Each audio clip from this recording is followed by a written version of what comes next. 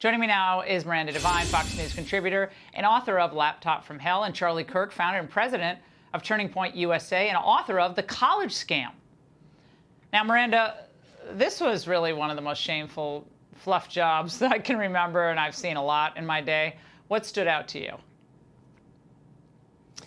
Well, I guess I'm biased, but the Hunter Biden question was just extraordinary. You know, to have the opportunity to ask Joe Biden finally in person about all the revelations over the past 2 years about his son Hunter's business dealings that he assured us before the election he knew nothing about.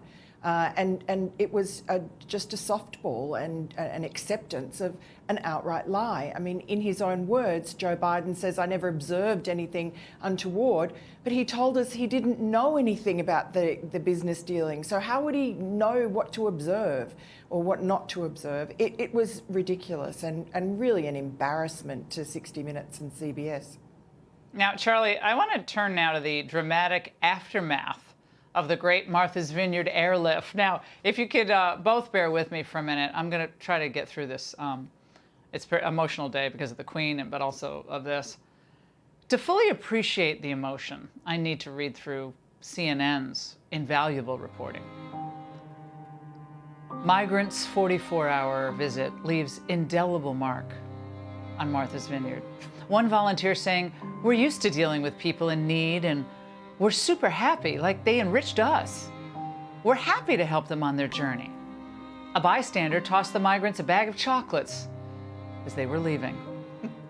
"I brought the candy," they proudly boasted.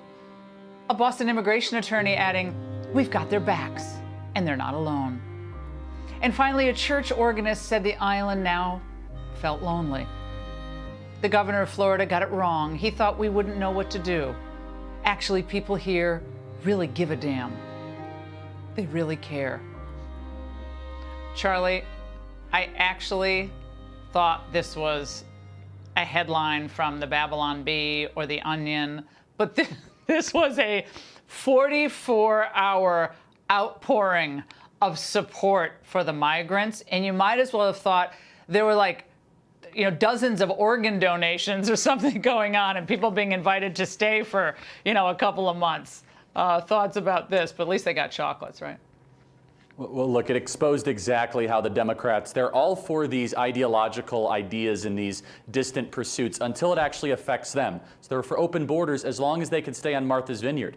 They're all for sending their kids to private school, but not your kids. They want you to go to that failing government school. And so this is the way that the left has always operated, is sometimes they say it's hypocrisy. It's really hierarchy. And the way to get, the Democrats' attention at the highest levels of government, it's not just send them to Kamala Harris, not just send them to Chicago. No, send them to the homes of Democrat donors. And they start to freak out. And what's so amazing, Laura, is they say, "We care so deeply about these migrants." Oh, really? You care so deeply about them? You kick them off your island in, 44 hours? And you say, "Oh, yeah, they've always enriched the experience." They enriched the experience so much that you couldn't even keep them there for a couple days. You know who doesn't have that luxury? The border towns in Arizona, the border towns in Texas. They don't have the luxury to just kick them off the mainland. 5,000 a day, some estimates show.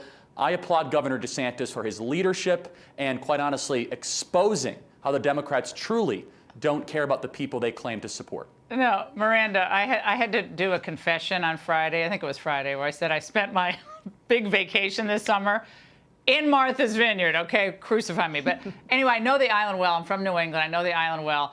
And so I love seeing all of this concern of, we don't have the resources for the migrants, right? So this is just one of my many photos that I've taken. This is courtesy of a friend of mine. Said, "This is right. This is pretty close to where the Obamas live, right? It's a beautiful piece of land. It was used mostly for agriculture, but there's a lot of land there. I mean, you could pitch tents. You can't have mobile homes. That's against the law there. But you can have tents and nice mobile tents. And this is the off season. So there's plenty of room in Martha's Vineyard, Miranda. So they knew how to enforce their borders when they wanted to and do a whole deportation deal." They sure did. And look, even just President Obama's house, I think, has 8 bedrooms and there are only 4 people in the family. There's ample room if every one of the billionaires who lives on Martha's Vineyard, Larry David and the like, were to open their homes and show Exactly. Their compassion is only theoretical, and you heard it there. I mean, while the migrants were on the island, they were freaking out. But as soon as they deported them to some military base in Cape Cod, that was when they waxed lyrical. Yeah. I love it. They've changed us. They've changed. It's like The Bachelor when someone said, I fell in love. We were in love. I'm like, sweetheart, he was like kissing 12 girls that night, okay? Like, he didn't fall in love. Anyway, it was too much. All right, guys. Hey, Sean Hannity here. Hey, click here to subscribe to Fox News YouTube page and catch our hottest interviews and most compelling analysis. You will not get it anywhere else.